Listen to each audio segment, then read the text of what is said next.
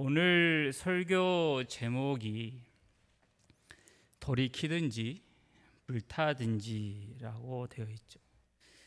이것은 모든 사람들, 모든 죄인의 심령을 찔러서 멸망을 향해 가는 길에서 벗어나라 라고 하는 구원의 소리입니다. 어린아이와 길을 걷는데 차가 뒤에서 큰 소리를 내며 오고 있으면 길 쪽에 있는 아이를 크게 부르면서 거칠게 끌어당기듯 외치는 소리인 것이죠. 성경에는 하나님께서 이스라엘 백성들에게 하는 경고가 아주 많이 나옵니다. 우리는 이러한 경고들이 하나님의 어떠한 마음을 표현하고 있는지를 기억할 필요가 있습니다. 너희가 망하리라, 너희는 죽으리라 라고 하는 말씀은 사랑하는 백성들을 돌이키기 위함인 것이죠.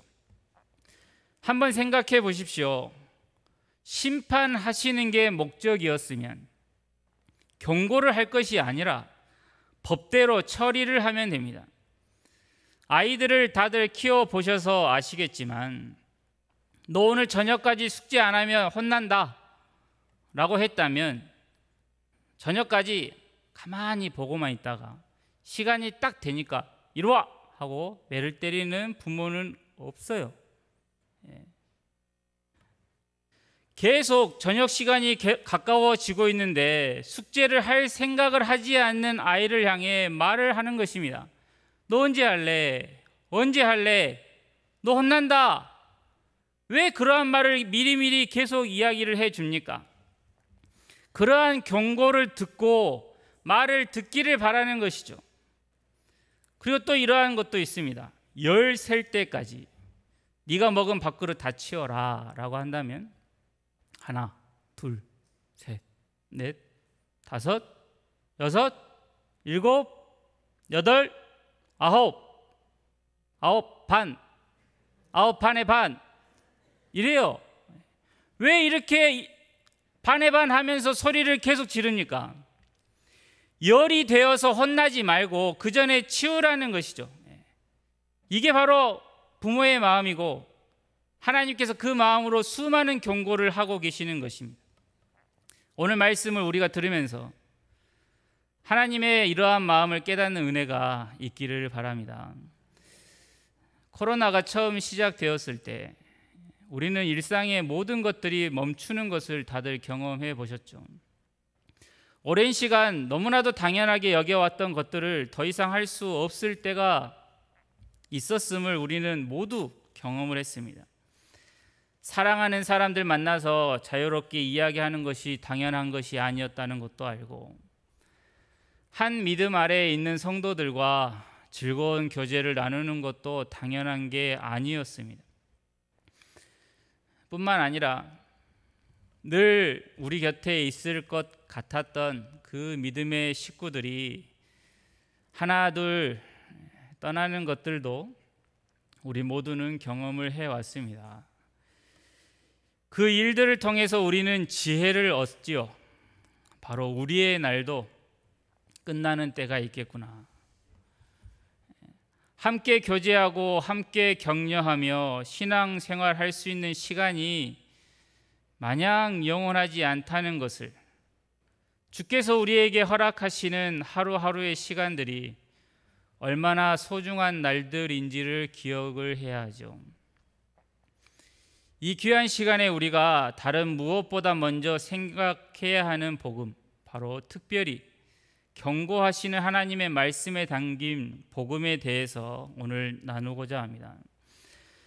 선지자 미가야가 아합 왕에게 그가 결코 살아서 집에 돌아오지 못할 것이다 라고 예언을 하자 아합은 비웃으며 이렇게 이야기를 합니다. 역대하 18장에 이놈을 옥에 가두고 내가 평안히 돌아올 때까지 고난의 떡과 고난의 물을 먹게 하라이죠. 그런데 돌아오지 못한 건 아합이었죠. 노아 시대의 사람들은 세상이 곧 물에 잠기게 될 것이니 준비하라는 노아의 말을 비웃었습니다.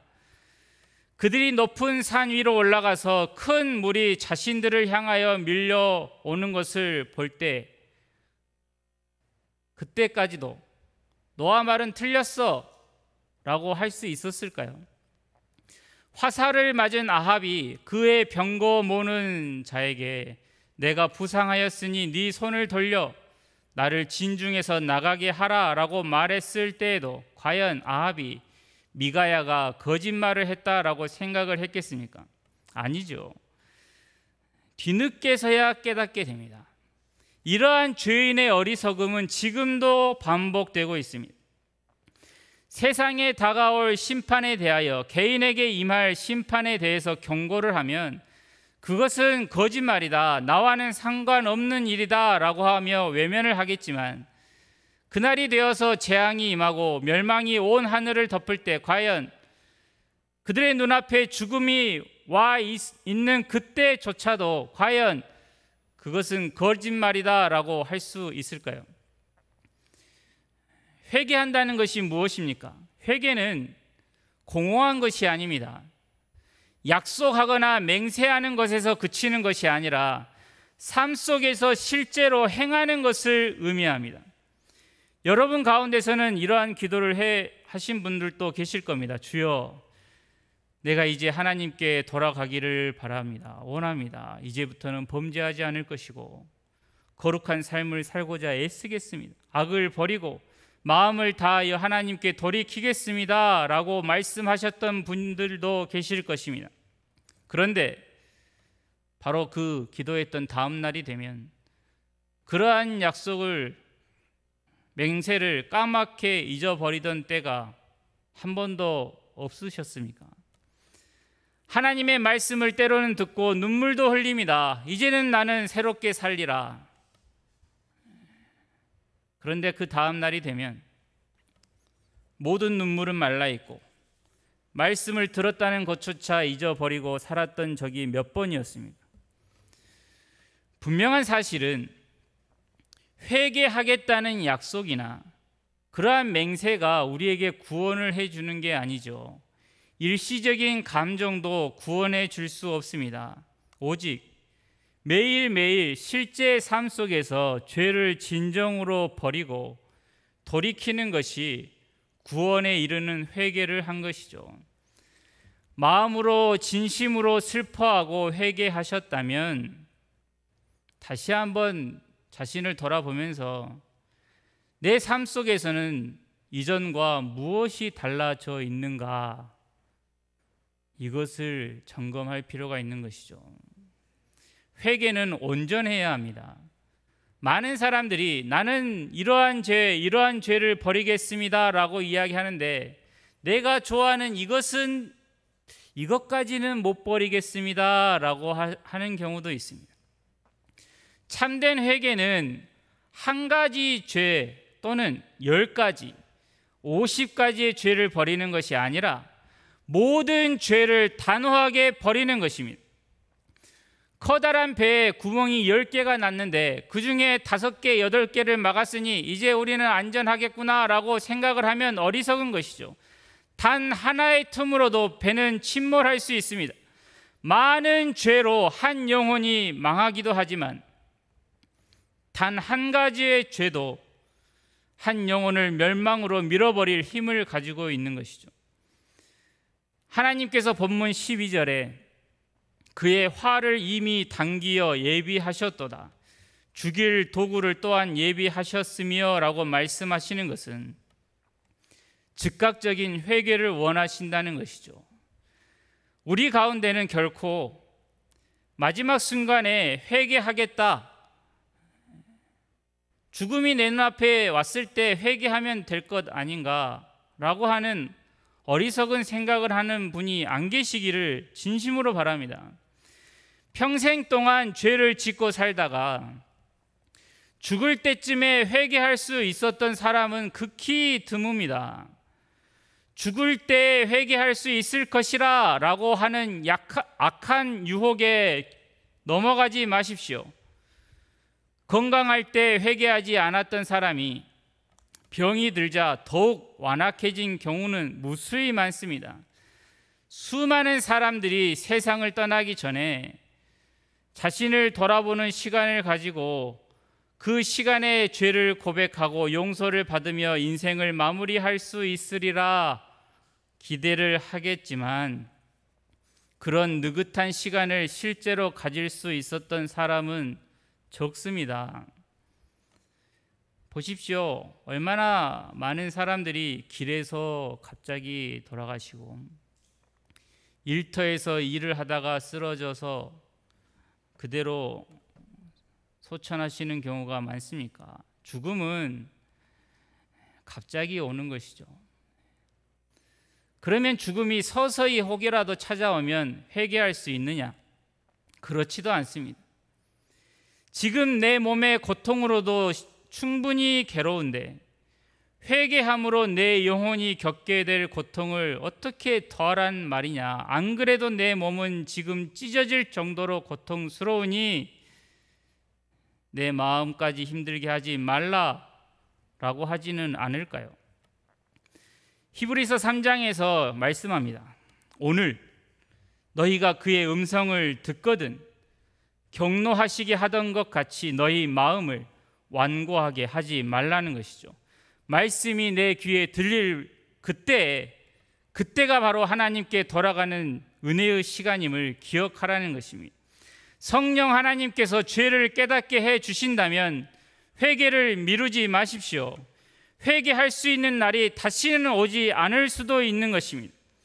참된 회개는 삶을 돌이킴과 동시에 그 마음 또한 돌이키는 것이죠. 사람들이 볼 수 있는 외적인 죄를 버렸다고 해서 그것이 참된 회개가 아닌 경우도 있습니다. 나의 영혼 전체를 하나님께 드려서 내가 하나님의 것임을 선언해야 하죠. 한 가지 악을 떠나서 다른 악으로 향하거나 한 가지 악을 한 가지 선한 일로 바꾸었다고 해서 충분한 것이 아닙니다.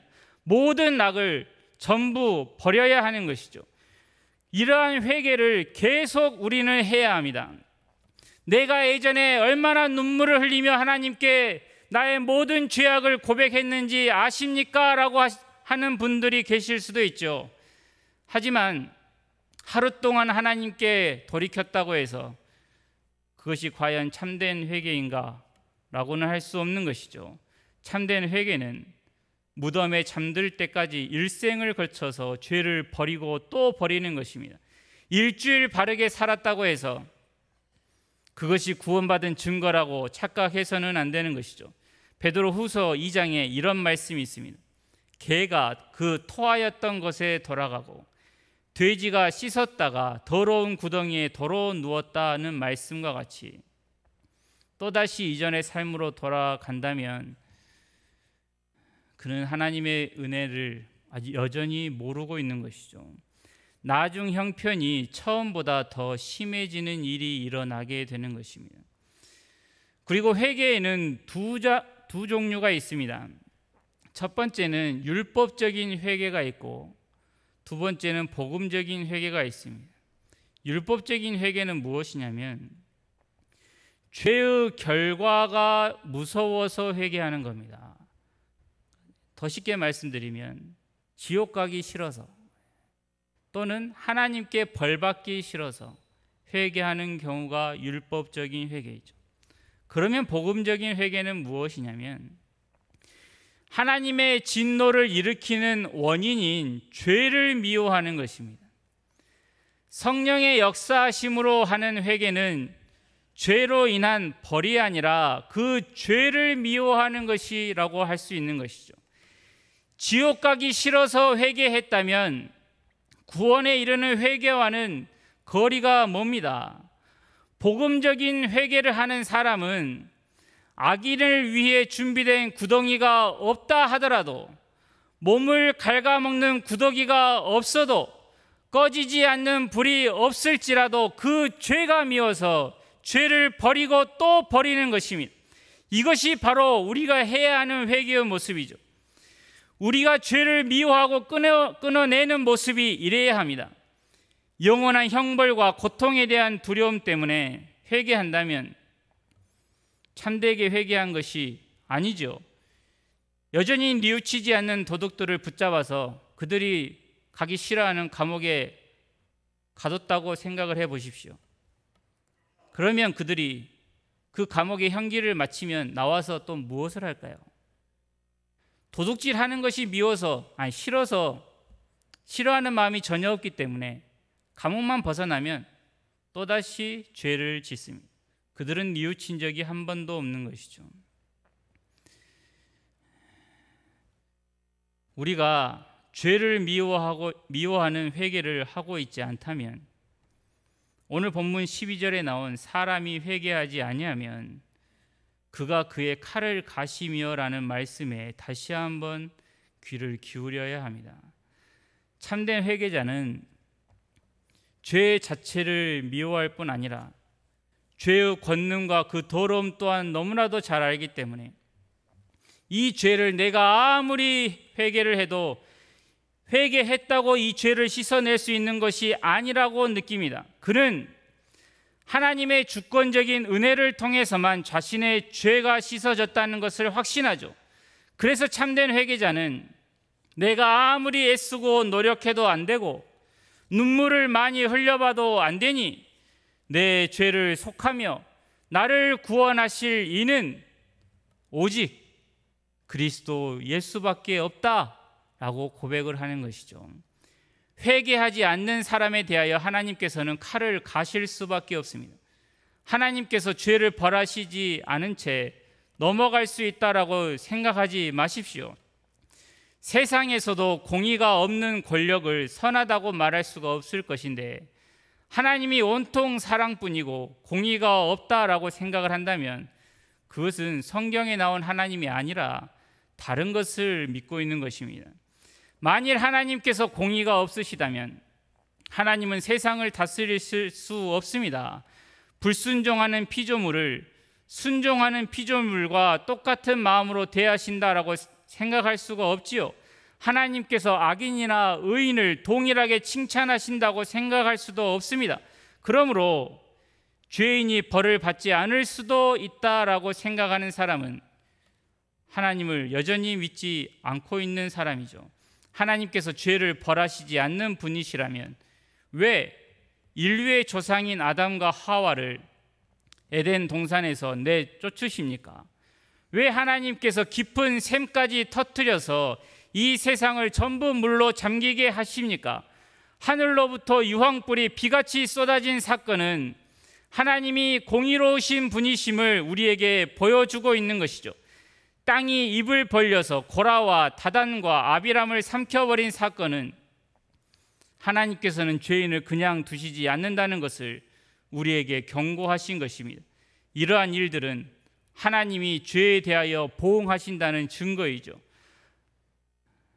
그렇다고 해서 모든 불행한 일들이 전부 하나님의 심판이라고 볼 수 없습니다. 왜냐하면 예수님께서도 누가복음 13장에서 실로암에서 망대가 무너져 치어 죽은 18사람이 예루살렘에 거한 다른 모든 사람보다 죄가 더 있는 줄 아느냐라고 하셨습니다. 그렇지만 우리는 다른 사람에 대하여 생각할 것이 아니라 이 시간에는 우리 자신에 대하여 생각을 하는 시간입니다.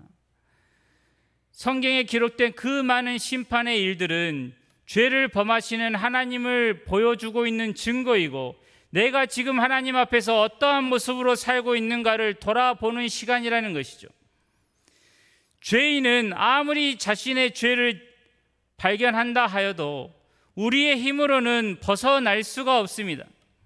그런데도 불구하고 회개를 해야 한다고 말하는 이유는 골고다에서 죽으신, 나무에 달리신 주님께서 우리에게 죄 사함을 받게 하는 회개의 길을 열어 놓으셨기 때문이죠. 그것을 믿는 사람들이 회개를 하게 되는 것입니다. 이 믿음을 가진 사람들, 그리스도로 말미암아 회개하면 용서하겠다는 하나님의 약속을 믿는 사람들은 어떠한 두려움도 없이 하나님 앞에 자신의 모든 죄악을 고백하며 주님의 긍휼과 자비를 구하는 회개의 기도를 할 수 있고, 다시는 그 죄악을 저지르지 않으려고 모든 삶 가운데서 그 회개 기도를 생각하며 자신을 돌아보고 죄를 멀리하는 것이죠. 자신이 죄인이라고 느끼십니까? 그렇다면 회개하는 자마다 용서하겠다는 내게 오는 자는 결코 내쫓지 아니하리라 라고 약속하신 그리스도께 구하십시오. 우리는 자신의 힘으로는 회개할 수 없지만 그리스도께서는 성령님을 통해서 여러분의 마음속에 역사하셔서 회개하게 하실 수 있습니다. 마음이 단단하게 식어버려서 강철과 같이 완고해졌을지라도 주님의 사랑은 용광로와 같아서 그 모든 것을 녹이실 수 있습니다. 우리의 심령이 얼음처럼 차가워 굳어져 버렸을지라도 주님의 은혜는 정오의 햇빛과 같아서 한낮에 녹아버리는 눈들처럼 우리의 심령을 녹이실 것입니다. 우리는 스스로 회개할 수 없지만 주님은 우리를 회개하게 만드실 수 있습니다. 그래서 구해야 하는 것이죠. 회개하고자 하는 마음이 생겼다면 하나님께 먼저 기도하십시오. 있는 모습 그대로 기도하시면 됩니다. 회개하고 싶은데 회개가 되지 않습니다. 이 죄를 제가 버리고 싶은데 왜 내 마음에 이 죄는 여전히 남아 있습니까? 내가 어떻게 해야 합니까? 라고 하나님께 구하십시오. 내 마음이 여전히 완악합니다. 이 완악한 마음을 버려야 하겠는데 하나님께서 이 마음을 결코 기뻐하지 않으신다는 것을 너무나도 잘 아는데 내가 어떻게 해야 합니까? 주여, 나에게 이 완악한 마음을 버릴 수 있는 은혜를 베풀어 주십시오 라고 구하시면 되는 것입니다. 얼음과 같이 차가워진 나의 마음을 어떻게 해야 합니까? 라고 하나님께 아뢰십시오. 그 후에도 여전히 하나님께 회개를 해야 한다라고 하는 마음이 든다면 죄를 기억해내시고 저 골고다 언덕으로 매우 힘든 그 언덕길을 올라가야 하는 것이죠. 그래서 골고다 정상에 올라가서 십자가 그늘에 앉아 우리는 눈을 들어 보아야 합니다. 손에서 핏방울이 떨어지고 그 발에서 피가 흐르는 인자를 바라보아야 하는 것이죠. 이것으로 충분한 것입니다. 이 시간에 한 사람이라도 그리스도께로 돌아간다면, 이전의 악한 일들을 버리고 새로운 삶을 시작한다면 천국에서는 이 땅의 모든 즐거움을 뛰어넘는 기쁨으로 가득하게 될 것입니다. 여러분 중에 내게 주님이 필요하다고 생각하나 혹시라도 내가 지금까지 완악하게 살았던 그 과거 일이 떠올라서 하나님이 나를 외면하지는 않으실까 라고 하는 염려가 있는 분이 계십니까? 세례 요한이 이런 말을 했습니다. 보라, 세상 죄를 지고 가는 하나님의 어린 양이로다. 세상 죄를 지고 가는 하나님의 어린 양이 우리를 위하여 죽으셨습니다. 죄짐에 짓눌려서 좌절하여서 내가 이렇게 사느니 차라리 죽는 게 낫다고 생각하며 절망에 빠진 영혼이 있으니까 주께서 말씀하시죠. 나를 보라고. 십자가의 주님을 보는 순간에 그러므로 이제 그리스도 예수 안에 있는 자에게는 결코 정죄함이 없나니 라고 하는 말씀을 듣게 되실 것입니다. 이 시간에 구원의 역사가 일어나기를 바랍니다. 죄인 중에 괴수요, 악인 중에 악인인 내가 어디에 서 있는지를 보십시오. 지난 수십 년 동안 한 번도 하나님 앞에 있어 본 적이 없을지라도 지금 주께서 역사하십니다. 여호와 하나님께서 말씀하십니다. 오라, 우리가 서로 변론하자. 너희의 죄가 주홍 같을지라도 눈과 같이 희어질 것이요 진홍같이 붉을지라도 양털같이 희게 되리라. 이 모든 것이 예수 그리스도로 인하여 이미 이루어져 있습니다. 주 예수를 믿으라. 그리하면 너와 내 집이 구원을 받으리라. 믿고 세례를 받는 사람은 구원을 얻을 것이요 믿지 않는 사람은 정죄를 받으리라 하십니다.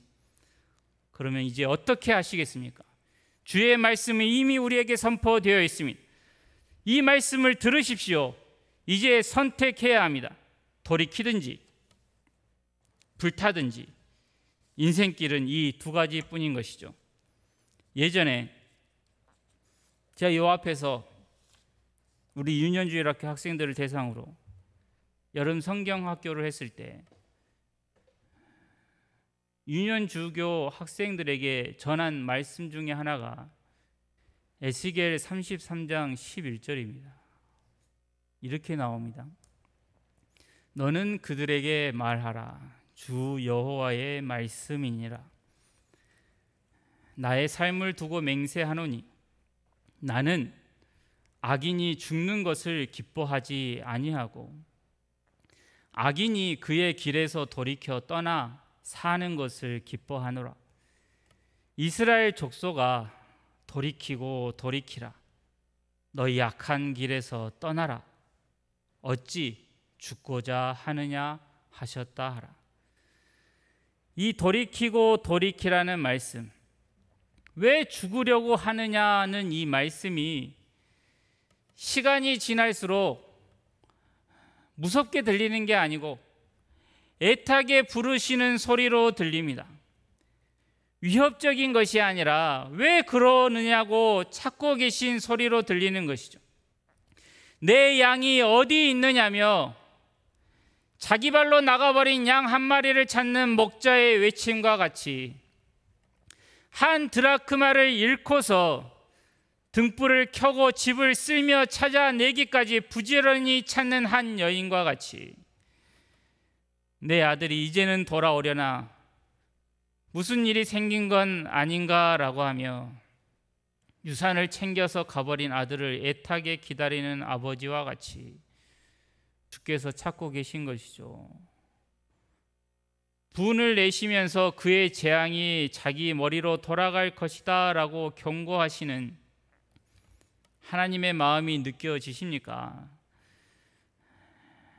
다시 돌아오십시오. 주님께로 돌아오십시오. 하나님을 섬기던 그때로 돌아오십시오. 그러면 우리 사랑이 많으신 하나님께서는 기쁨과 사랑으로 팔 벌려 맞아 주실 것입니다. 내 아들이 죽었다가 다시 살아났으니 잔치를 열고 온 마을 사람들을 다 불러서 함께 즐기자라고 하실 것입니다. 그러니 무서울 게 없는 것입니다. 어떠한 죄악이 우리의 마음을 짓누릅니까? 하지만 그보다 더 큰 그리스도의 보혈이 우리에게 이미 덧입혀져 있습니다. 우리를 기다리고 있는 아버지가 계십니다. 우리는 가면 되는 것이죠. 다른 사람들은 손가락질 할 수도 있습니다. 집 나간 아들에게 손가락질 할지 몰라도 아버지는 그렇지 않습니다. 집 나갔다 돌아온 둘째 아들도 내 아들이고 첫째 아들도 내 아들이다 라고 하시는 것이죠. 세상 것에, 세상이 주는 것에는 자족하지 않으면서 하나님이 주시는 것에는 이 정도면 됐습니다. 예배 굳이 다 안 드려 봤더니 무슨 큰일도 안 나고 몸도 편하고 좋네요. 앞으로 그냥 이렇게 살겠습니다. 그러지 마십시오. 완전히 돌이켜서 주님께 온 마음을 드리십시오. 이게 구원받은 사람의 모습입니다.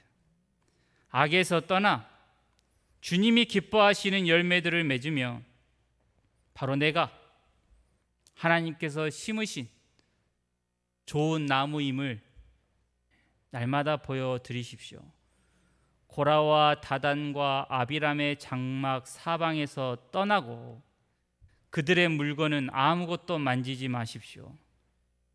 땅이 갈라져 수월에 빠지지 않고 모두가 돌이켜서 영광의 십자가 아래에서 다 함께 만나 기쁨으로 하나님을 찬양하는 복이 우리 가운데 임하기를 바랍니다.